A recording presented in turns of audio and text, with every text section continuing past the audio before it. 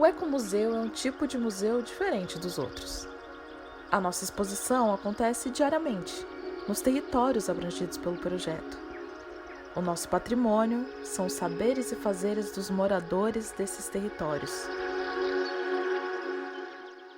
Nesse vídeo, que compõe a série Saberes e Fazeres, a gente conversa com Dona Terezinha, como é conhecida por nós aqui do Ecomuseu. A sua ancestralidade indígena é um dos pontos marcantes em sua arte. Munida de linha, agulha e uma imaginação incrível, ela constrói em cada quadro o seu próprio universo. Nele, pássaros são mensageiros, bebês nascem das flores e guerreiras indígenas navegam pelos cabelos de deusas.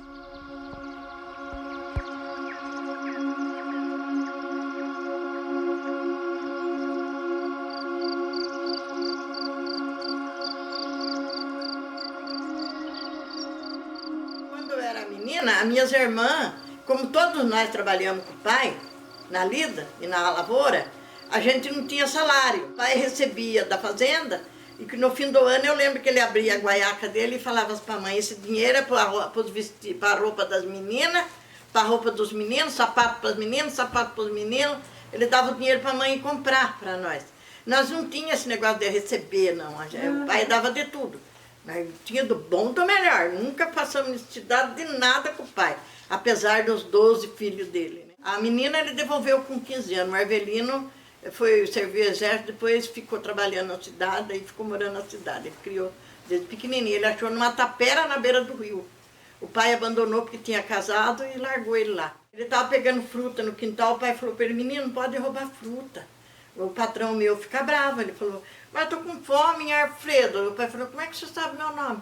Eu sou filho de Marco. O pai falou, você é filho do Marco? Eu sou. E o que você está fazendo, filho? O pai casou e deixou lá na tapera da beira do rio. Aí o pai pôs ele na garupa do cavalo e foi lá ver. Chegou lá, tinha uma esteira de taboa, um lampião de querosene, as roupinhas dele, as cobertas. Aí o pai pegou, falou para ele, cata suas coisinhas e vamos embora, vai morar comigo. Então jogou ele na garupa, trouxe, falou para a mãe, ó, achei esse menino, vamos criar. E daí falou para ele, você me respeita, para me respeitar você, os seus irmãos são esses aqui, eles trabalham, o dia que eles for carpinar você vai junto, o que eles tiver você vai ter. E o Arvelino ficou com a gente a vida toda. Mas daí, menina, nessa fazenda do João Lupião lá, eu lembro até uma vez, isso eu nunca esqueci, eu sempre conto essa história, para exemplo, para as pessoas de hoje. O pai falou, a empregada começou a contar, nós íamos pescar e nós estávamos em 9. 1, 2, 3, 4, 5, 6, 7, 8, 9.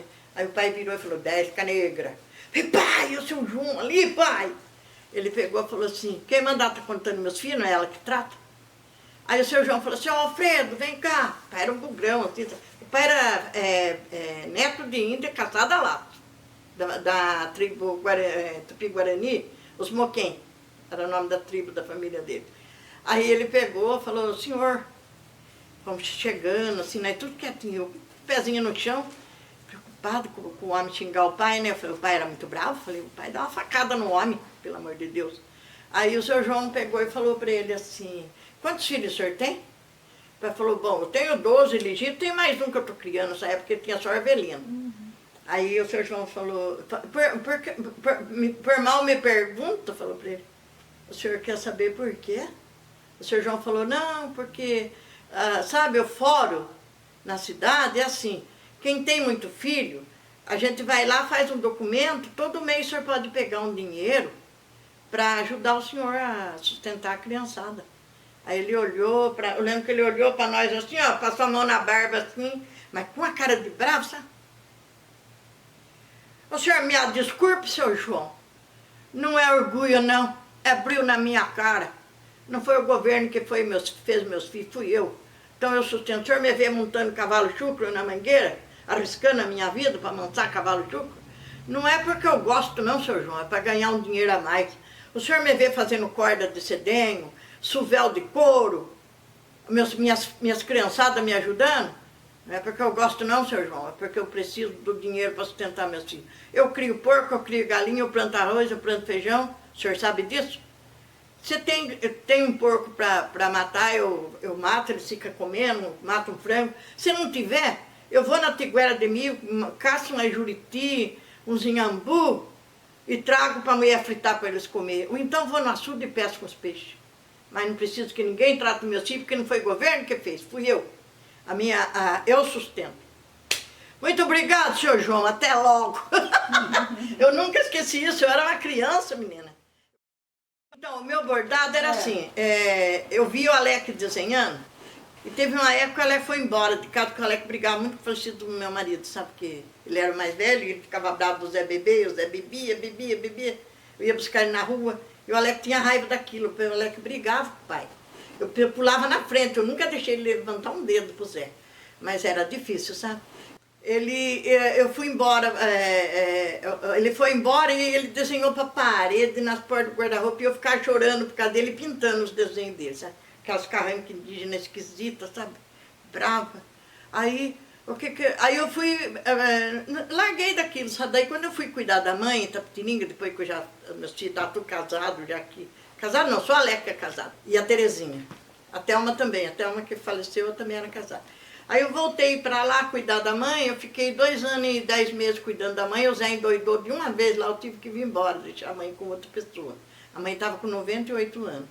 Aí eu voltei para cá, aí eu comecei, lá quando eu estava com a mãe, eu não tinha o que fazer, eu ficava desenhando, sabe, os desenhos malucos do Alec, eu lembrava dos desenhos do Alec. Tá vendo aquela pasta lá, ó? Essa aí, ó. Não, a de cima, essa aí. É tudo desenho meu, ó. É tudo desenho que eu desenhava, é isso que eu risco. Aí eu fiquei desenhando, quando é para bordar eu não faço o acabamento. Agora os primeiros tinha acabamento, tudo aí. Nunca fui numa aula de desenho nem de pintura. E essas pinturas aqui eu que fiz, ó. Então, daí eu comecei a desenhar e guardar na pasta. Daí o meu neto que eu criei desde bebê falou, vó, a senhora sabe bordar? Eu falei, sim. Ele falou, vó, borda, vó, os desenhos da senhora. Porque senão a senhora vai morrer, ninguém vai conhecer o trabalho da senhora. Aí eu peguei e comecei a bordar. Aí não parei mais, né, filha? Alguns correntinha, aqui é ponto correntinha. Agora eu tô bordando ponto cheio. E a minha agulha é comum, a minha linha é meada, um fiozinho de cada vez. E eu vou... E eu só uso meus dedinhos, eu não uso bastidor, é só os dedinhos mesmo. Tinha uma araponga num posto de gasolina e eu conheci esse pássaro na mata lá em Rechão, onde eu morei, na fazenda Pinhal. Ela tinha uma mata grande e ela dizia, tem, sabe? Cantando lá.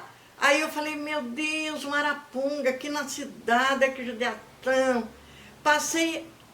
Fui para a cidade, quando voltei, eu sentei lá em Camarão, Jardim Paulista. Trabalhava com essa família. Trabalhei 16 anos como caseira da família inteira. Cada dia eu chamava uma casa de um filho, outro filho. Era assim que era a minha vida lá no Jardim Paulista, 16 anos. Fui para a cidade. Quando eu voltei, eu lembrei, eu peguei e falei, vou escrever. Aí eu falei, só viajei na maionese. Que ela estava numa árvore muito bonita, junto com os outros pássaros. Aí elas viram as pessoas diferentes na mata, elas voaram. Quando foi à noite, elas voltaram, não perceberam que tinha cheio de armadilha e comida diferente lá. Eles foram comer e foi laçada. Aí eles trouxeram para uma casa de ave na cidade. Ela tinha um amigo coelhinho, meu amigo não sei o quê, o pavão, o pato, não sei quem mais. Até que venderam ela pensou que ela ia morar ia para uma fazenda, ia ficar numa sacada, vendo os pássaros que passavam. Só que não, ela foi parar no posto de gasolina, onde passava muito carro, as penas dela já estavam escuras de poeira do asfalto, cada vez que eles mexiam na bomba, aquela gasolina entrava a garganta dela, ela já não conseguia cantar, e escrevi ela falando. Como se passasse um tempo, ela não ia existir mais. Passou um tempo, eu fui lá, não vi mais araponga. Sabe ali quando você sobe o viaduto do Jardim Paulista ali que vai para a cidade? Não tem um lugar assim no meio, para cá é a rua que vai para o cemitério, para cá a rua que vai para Santa Casa. Era ali um posto de gasolina, era ali. Aí hoje não é mais, para estacionamento, não sei mais, sei que ia ter um treco lá. Aí eu não vi mais araponga, daí eu cheguei lá falar com o rapaz, né? Falei, moço, cadê aquele passarinho araponga Aí ele falou, era Pongo o nome dela? Eu falei, é. Ah, ela morreu. Nós pusemos, toda noite punha ela no quartinho pro gato não comer, e outro dia nós fomos pegar ela estava morta dentro da gaiola. Aí eu falei, tá vendo, eu escrevi a história antes da Araponga morrer. Eu previ que ia acontecer isso com ela ia morrer de tanto, né, poluição, mas ela fala tudo onde ela passou, na Serra do Japi, atravessou o rio, atravessou mata para chegar até a cidade na gaiola de um caçador, né? Então, essas coisas é da minha própria vivência, acho que de infância, né? Aí eu tenho as Guerreiras do Lago Dourado. Em 85, 70, acho que em 85 mesmo, eu cismei contando a história de duas indiazinhas, porque o pai falava da família, né? As coisas do povo indígena, né? Aí eu falei, elas pegaram o cauá, que é o machado de pedra, o arco e flecha, do pai, pus o nome do cacique, tudo, né? E que elas foram catar frutinha para pintar o corpo e para fazer bebida. Só que elas se perderam na mata, quanto mais elas andavam, mais ela afundava, passava para cá e passava para lá, até que elas, assim, para não morrer comido de bicho, elas subiam na árvore, amarravam com cipó o corpo na forquilha da árvore, forrado com folha de coqueiro, e dormiam ali. Outro dia elas andavam tentando achar a tribo. Não conseguiram, aí elas foram crescendo na mata, comendo, acompanhando os macacos, porque o macaco sabe a fruta que não é venenosa. Então elas comiam as frutas que o macaco comia, a raiz que o macaco comia. Aí elas foram crescendo, se tornaram duas moças, duas guerreiras. Elas encontraram um casal de bichinho, né, num oco de árvore, uma tigrezinha e o nome até da tigresa era, como é que é? Esqueci o nome. Ele eu sei que era Jabal, o nome do bichinho. E eles se tornaram companheiros delas, e elas foram parar na beira de uma lagoa, que quando dava o sol, parecia ouro a água. Então por isso que eu falo as Guerreiras do Lago Dourado. Aí elas ficavam lá, elas pescavam, elas corriam atrás dos bichos, caçavam fruta, e foram vivendo, até que elas fizeram uma guaricanga para elas, que é uma casinha de madeira, com uma escada de guatambu, para elas subir e dormir lá em cima, né? De dia elas desciam, à noite elas ficavam lá, né? Até que na tribo assim, as meninas, o cacique determina, você vai casar com aquele, você vai casar com aquele. São crianças ainda, eles crescem sabendo que aquele vai ser o marido delas. Então os guerreiros não conformaram com a ideia de que procuraram, não acharam. Não acharam a ossada delas, acharam só a araçoiá dela, que é aquelas tangas de coisas que estragavam, elas pegavam, matavam outros pássaros, né, caçavam e fazia outra tanga, né? Araçoiá, mas também tem nome de tanga, né? E o cabelo é guaracibá. Então, elas, eles acharam só aqueles restos delas, né? Resto de osso que eles comiam, matava bicho e assava, né? E aí o que eles fizeram? Eles falaram, não, mas não acharam o corpo delas, não vão procurar ela. Saíram escondidos da tribo e foram atrás, até que eles encontraram as duas, com os bichinhos delas lá. Aí eles voltaram para a tribo para casar conforme a etnia indígena, né? Conforme o costume indígena. E daí voltaram para a lagoa, porque agora na tribo elas não podem caçar, elas não podem pescar, elas só podem fazer o serviço caseiro, né? Fazer farinha, mexer com assar as coisas, né? Então, por isso que é o nome moquém, a carne moqueada no giral. Que eles fazem uns negócios de madeira e põem a carne ali e faz fogueira, né? O corpo dela é um corpo de mulher, mas aqui ela é a guardiã da natureza, das matas, da natureza. Ela é a guardiã das águas. O cabelo dela forma o rio, ó, que fica os bichinhos aquáticos, né? Esse bichinho aqui que é muito louco, olha pra você ver, ele tá dentro um do outro. Aí nessa época eu escrevi uma história, tem mais ou menos, acho que umas 10 laudas de caderno menos. O corpo da mulher, ela nasce, é o corpo da mulher, isso representa o espírito, que é uma cobra, o sol que ele não viu, a lua que ele não viu, o sol que ele não viu, a cabeça está fora do corpo, porque a pessoa acho que não está no seu juízo perfeito. Então eu pus a cabeça fora do corpo. Aí o olho de Deus chorando, a mão do destino, ele foi o útero representa uma flor, e ele volta da onde ele saiu. Ele volta, quer dizer, todos nós vamos para a terra, né? Vão ser enterrados lá no buraco lá da terra. Então é isso que ele voltou para a sepultura. O corpo dele, porque a alma dele voltou para Deus. Esse local lá é uma clareira, o pai fala clareira. Era um enorme de um terreno limpo, rodeado de mata, tinha uma entrada e uma saída. E depois que acabou, dizimou a indiaiada, os estrangeiros que vieram para cá, né, os portugueses. O meu avô, que era casado com a filha da Índia Caçada Laço, tia avó Barbina, era italiano, o Pedro da Mariano da Chaga.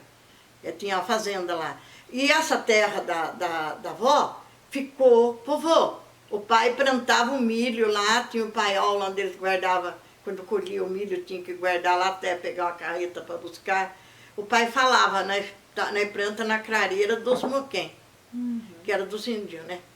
E ele falava que era da família dele. Antigamente o índio não era, até hoje não é valorizado, né? Muito Sim. valorizado, né? Não vamos falar muito porque hoje eles estudam, eles fazem faculdade, eles têm tudo que até eu sou contra esse negócio de falar, não, o índio não pode usar roupa, o índio não pode comer isso, o índio não pode ter celular, o índio não pode ter nada. Na época do homem da caverna, eles não andavam com roupa de pele de animal, cabeludo, barbudo, fazendo cocô na mata. Não acabou o homem da caverna, não se tornou hoje todo mundo de terno, advogado, doutor, político.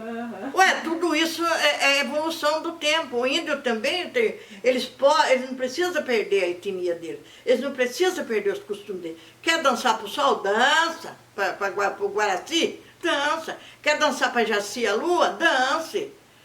Quer fazer o guaru, que é pelos mortos? Dance. Quer andar pelado na mata? Anda enroscando nos galhos da árvore, alguma coisa que não deve. Mas vamos e venhamos.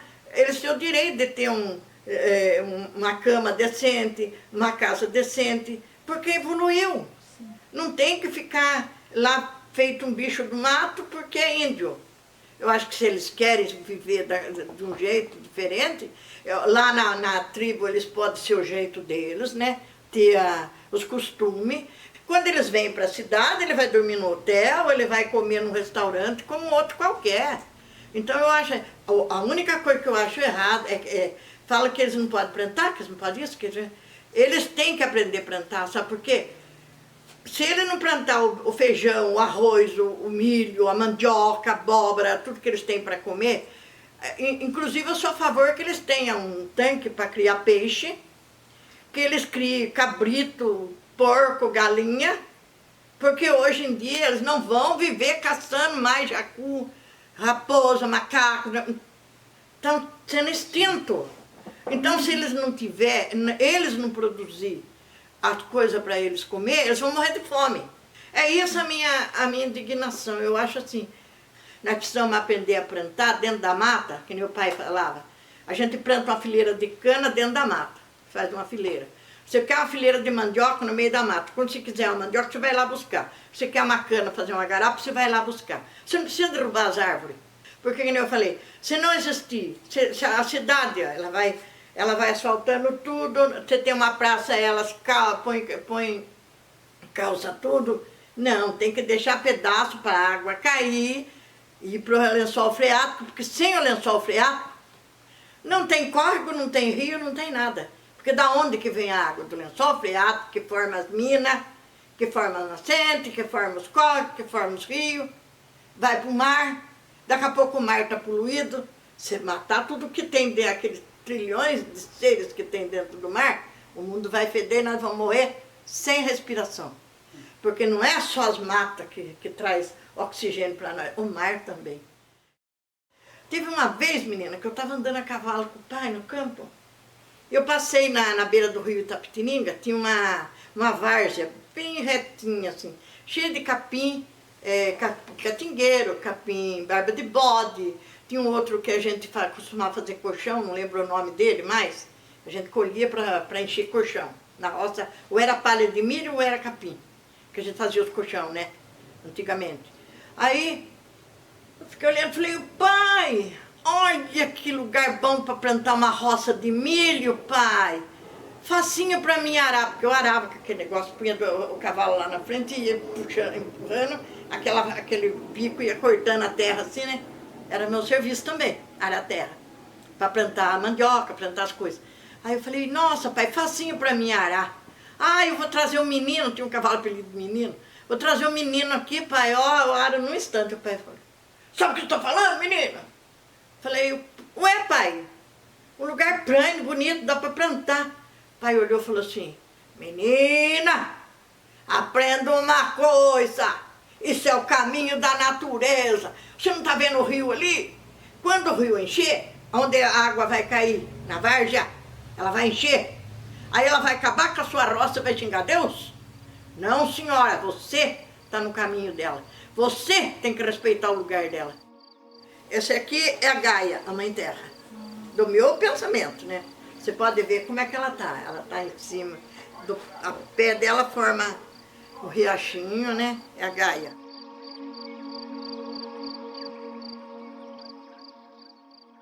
Esse aqui também, aí ó, eu desenhei assim, são índios, são pássaro, tem mania com pássaro, sabe por quê? Porque o pássaro representa a liberdade. Quando eu era mocinho, que eu ficava com raiva, em casa eu tinha um cavalo de cigano que era meu. Não era meu, era do patrão, mas era eu que cuidava e eu que andava. Ele andava de lado assim comigo, ele levantava em pé comigo, ele pulava valeta, ele era terrível, o cigano. Eu não largava daquele cigano, tratava dele, cuidava, era eu que andava com ele. E tinha o Duque, meu cachorro lobo. Aí, quando eu estava bravo, o pai era muito enérgico, sabe? Ele não batia na gente, mas ele era, nossa, ele falava, menina! Sumia de perto dele. Então, eu subia naquelas árvores bem altas e ficava, como é que fala, pensando assim, ai, como eu queria ser um pássaro. Olha, eu ia voar, ia conhecer tudo quanto é lugar, mata, montanha, rio, cidade. E eu ficava viajando na maionese, sonhando que eu queria ser um pássaro para voar. A mente da gente é elevada para longe. Eu sempre voei na asa de um pássaro. Guaraci, o deus do sol. Jaci, a deusa da lua. Arpi, a guardiã das montanhas. O índio, o guardião da terra. E o guardião dos pássaros. Então, eu tenho, assim, às vezes a pessoa vendo meu trabalho assim, ele não sabe muito o que significa, né? Agora, eu sei o que significa.